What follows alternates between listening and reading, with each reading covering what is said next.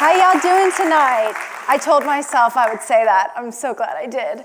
So how y'all doing tonight? So good. Or wait, this afternoon. Don't mind that. Okay.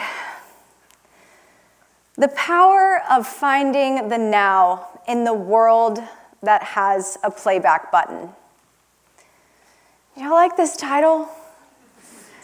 Does it make sense to you? Because quite frankly, it wasn't until this Tuesday, amidst some of those phone calls, where it really started making sense to me. I picked this title out several months ago for marketing purposes, and I've been knowing what words I needed to share with you. I've been knowing the effect and the things I needed to say that would resonate with you effectively, but I really didn't know how this here came full circle. But I'm gonna try. Particularly looking at the term, the now. Do you believe it is something that is actually real? Do you believe that you've ever truly experienced anything outside of the now? Or maybe you think of this as the present moment. Because the past and the future are only memory traces in our mind, our own mind's fixations on where we've been or where we're going, but they have no true reality of their own. In a media-dominated, arguably obsessed world, we've really lost this ideology. We've lost the pause. We have our text messages, phone calls, emails. Some of you guys have those little snazzy emails logos at the bottom of your emails. I don't have that yet. I'm getting there. But I don't answer a phone call and I'm in trouble. I don't answer a text and I'm offending somebody. So the way that this fast-paced nature has contorted the way we communicate, it has contorted the way we react in turn. I know this fast-paced nature all too well. Outside of the fact that I am Gen Z and I am 21, I know it because I guess I could call myself an influencer, or at least I was at some point. Circa quarantine 2020, here we go, I started making TikTok videos that were called Day in a Life, and that day in a life was not even mine. It was common during this time when young people, all people, needed something to hold us accountable. My demonstration of my daily routine gave myself, in a sense of accountability, gave me a reason to wake up, brush my teeth, even my hair, because I wasn't getting ready to do things, and the people that were creating these videos, they looked happy and they looked like something I wanted to be too. So I got to put together these videos in 60-second clips. That means that for every second, I had to set up my phone against something heavy. I had to make sure I looked good. I had to make sure that the angle was away from that pimple on my face. It was crazy. It took a lot of time.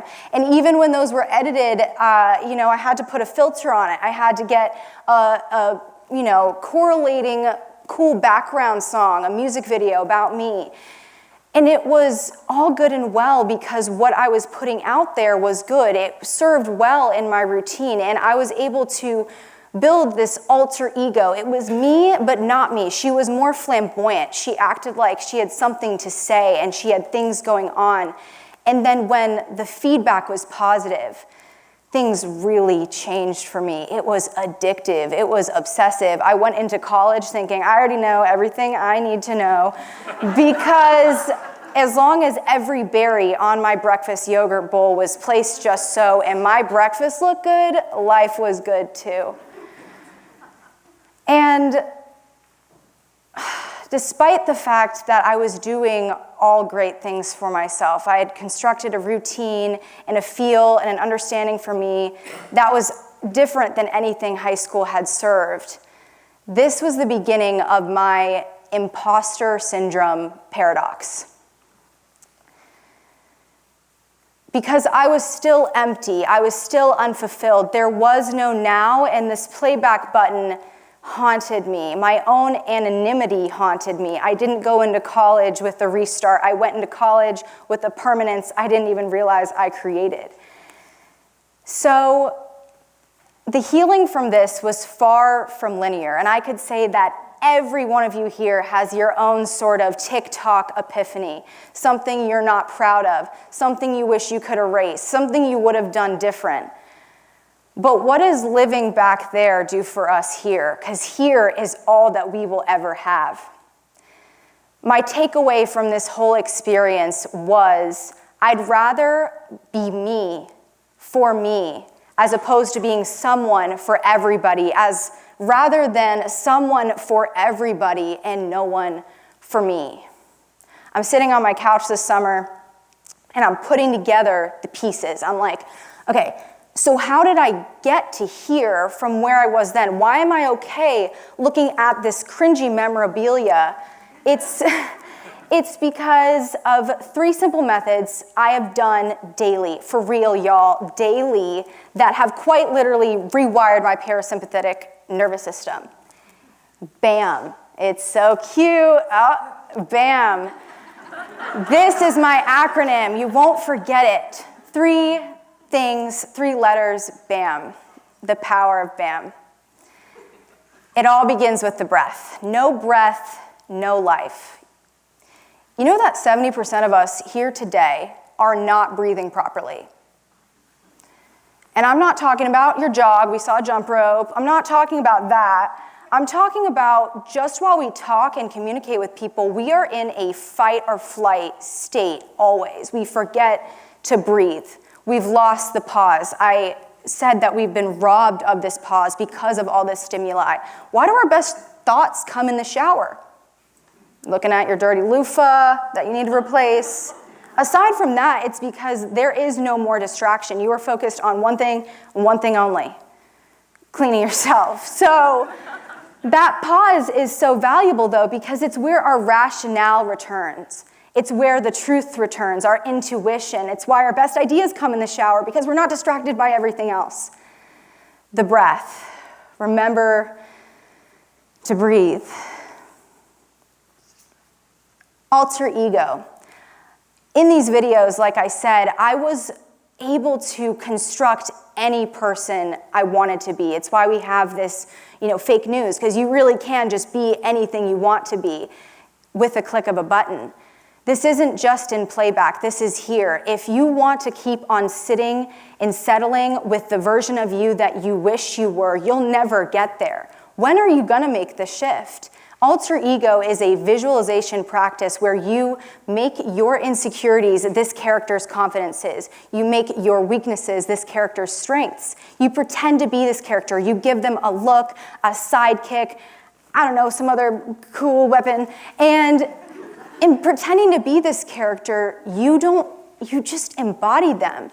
These attributes aren't not yours, they are yours, they're always within you, but you must activate them. So I take it, making this character is like, a little tool you get to use when you go to take on your TikTok epiphany, take on what makes you uncomfortable or what makes you unfulfilled. It's a manifestation practice that you are being reminded of now, alter ego. And lastly, mantra. And this is not I will write 500 times one phrase and magically the powers of the world will bring out this outcome for me. No, mantra is one thing that I did in every one of my videos. I would write, take time for yourself. I'm exactly where I need to be. Some little phrase incorporated into my video, and that's what people were feeding off of. And it was to me, from me. I was just simply telling myself things I needed to hear.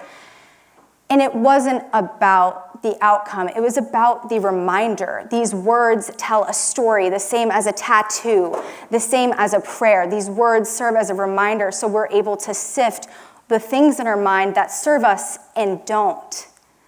Be careful about the words you feed yourself. We learned about how the media and how we consume it affects our psyche, and all those facts are so very real. So be specific in your mantras. My paradox really does come full circle. It functions in opposition, but it is very real for me. I feel that if I were to say anything else up here today, it would be doing a disservice to you. Learning to think with this triangle of procedures quite literally changed my life. It changed the way I feel about myself. It's changed what I've attracted, and it's changed what I have dreamed to do. The bridge between you and I is not in how we are anything alike, right? I am young and I don't own a company. I don't even have a job or a degree. But what I do have is this commonality that I'm exhausted and tired of putting up this mask for this playback world and the playback, or the world without the playback. I'm exhausted wearing this mask. I'm exhausted feeling unfulfilled. I'm exhausted saying, yep, by Friday before my TED Talk, I will be ready. Be ready now. Be ready and excited to take on life now. Stop putting aside what that bigger desire is. Stop putting aside those changes you need to make. Steal the present moment, steal the now, so you can thrive, feel, exist fully in the world with a playback button and the world without.